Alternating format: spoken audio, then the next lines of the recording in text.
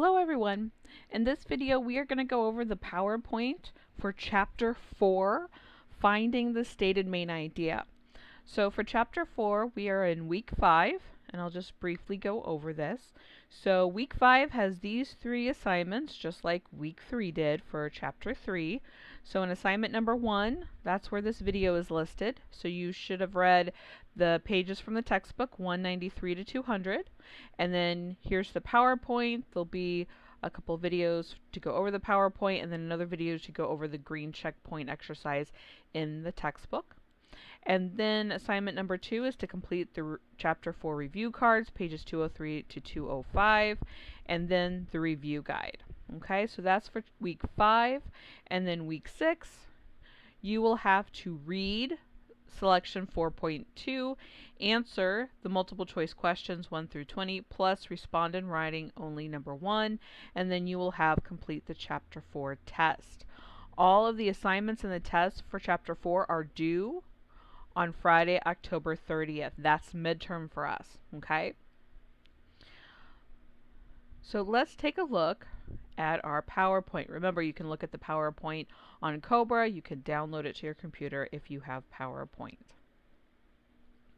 So Chapter 4, we're talking about locating the stated main idea. And so in Chapter 3, remember, you had to pick out what the topic of that paragraph was. Remember, word, name, or phrase. Here, we're picking out the stated main idea of that paragraph. And the stated main idea is the sentence in a paragraph that contains both the topic and the author's most important point about this topic. It is one sentence only, okay? One sentence. You want to read the entire paragraph before deciding which sentence is the stated main idea. So think of it as this formula. Your stated main idea is going to be your topic plus the author's most important point about that topic. So it's what the author wants you to know, to believe, to understand, to learn, to take away from. Now, here's an important thing.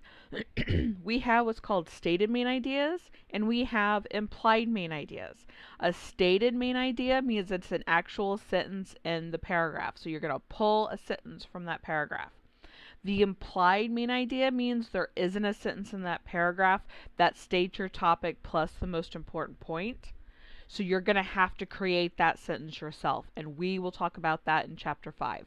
So this chapter, Chapter 4, the stated main idea is easier, I think, to understand because you're simply pulling out one sentence already created in that paragraph.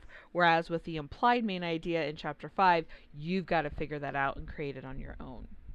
So let's look at an example. And remember, with all of this, we're still asking ourselves, what's the topic from Chapter 3? And then now we're looking at what the main point is. Okay? So we're still using what we learned in Chapter 3. So here in the blue, a founding father of the United States, Benjamin Franklin, was a genius who achieved remarkable success in a wide range of fields. Okay, so first, what's our topic? Who or what are we talking about? Benjamin Franklin. And what is the stated main idea? What is the most important point the author wants us to know about Benjamin Franklin? He was a genius who achieved remarkable success in a wide range of fields as a founding father of the United States. And then in the purple, to avoid injuries caused by airbags, children under the age of 12 should be buckled in the backseat of the car. So here, who or what are we talking about? We're talking about children under the age of 12 and how to avoid injuries caused by airbags. The main point is to buckle them in the backseat of the car. Alright, so sometimes authors are helpful when writing the stated main idea. They will use specific phrases at the beginning or the middle of the sentence to help us pinpoint that stated main idea. So they'll use phrases like the point is, it is obvious that, it is important to understand that, in short, therefore, in conclusion. There's a whole list on page 199 in your book. So here's an example of what it means to be at the beginning and then the middle of the sentence. So that phrase could be at the beginning where it says, therefore, no U.S. president can serve more than 2 terms. Or it could be in the middle. No U.S. president, therefore, can serve more than 2 terms. So remember, with your stated main idea, you might have these signal phrases that kind of pinpoint the stated main idea for us. They can be at the beginning of that sentence or in the middle. And then why? Why do readers need to find the stated main idea?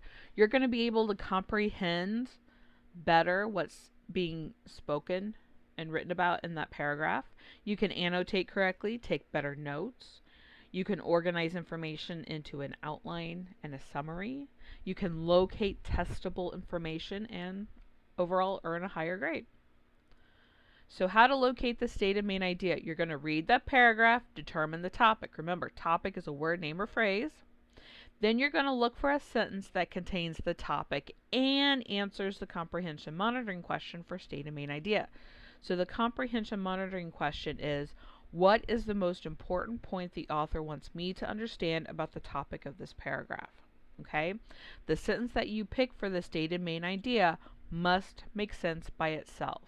So if I pulled it out and said it to a complete stranger, they'd understand it on its own without excuse me, without having to know more stuff about it. All right, let's look at some examples. Franklin Roosevelt is considered one of the greatest U.S. presidents of the 20th century. All right, topic, who or what are we talking about? Franklin Roosevelt. And let's go back. What's our question? What is the most important point the author wants me to understand about the topic of this paragraph? That he is considered one of the greatest U.S. presidents of the 20th century. All right, let's look at another one. He is considered one of the greatest athletes of the 20th century. Our topic, do we know who we're talking about? Okay, if we don't know who we're talking about, then there isn't a topic. And if there isn't a topic, this isn't a stated main idea. So that's the other thing. Instead of saying, if we're talking about Michael Jordan here, all right, we're not going to say Michael Jordan, Michael Jordan, Michael Jordan in every sentence. We're going to use pronouns. He, she, it, they, we. Okay? But here we have a pronoun he. But that isn't going to be our topic because it doesn't state who we're talking about. Okay? So if this said Michael Jordan is considered one of the greatest athletes of the 20th century, then that would work because we know who we're talking about. But in this case, we don't. The stated main idea is a general sentence where it sums up the details but doesn't include them. So you want to see if the other sentences in the paragraph explain or tell more about the sentence that you've chosen. They will help explain, illustrate, or prove the main idea. So let's look at an example on page 195 of our textbook, here in the blue box. It says shingles is a reactivation of the same virus that causes chickenpox.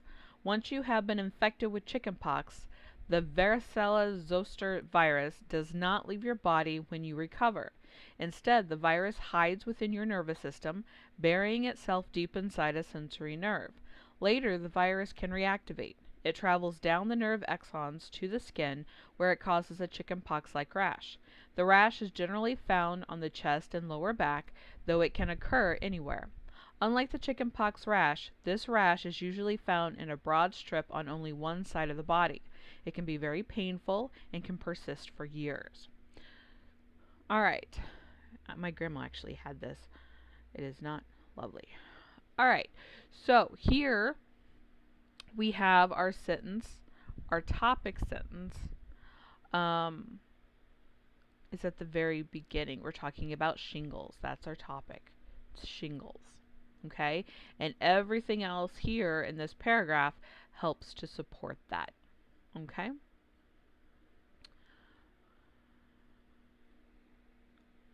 Alright, so which sentence is the stated main idea sentence? Okay? So most frequently, it can be the first or it could be the last sentence in the paragraph. However, it could be any sentence. So it could be in the beginning, middle, or end of that paragraph. So if we have a stated main idea that's in the first sentence of a paragraph, it could be the first sentence of the paragraph because it can make the paragraph clearer and easier to understand when it is the first sentence, and it can identify supporting details more easily. So we're going to look at exercise 1 on page 196. Alright, it says, caffeine produces several reactions. One major behavioral effect is an increase in attentiveness. Another major behavioral effect is a decrease in reaction time.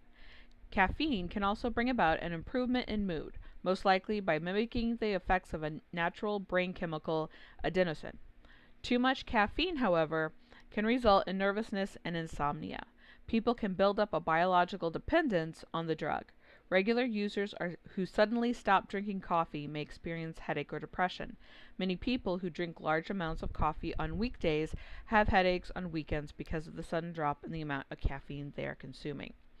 So here we have our state of main idea at the beginning of the sentence. Our topic is caffeine. What's the most important point the author wants us to know is that it produces several reactions, and the rest of this paragraph explains what those reactions are. Okay, so here we have a state of main idea that's very simple, and then all the details are in the rest of that paragraph.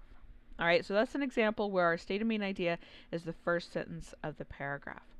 I'm going to stop this video here, and then I will finish up this PowerPoint and going over the points of chapter 4 in video number 2.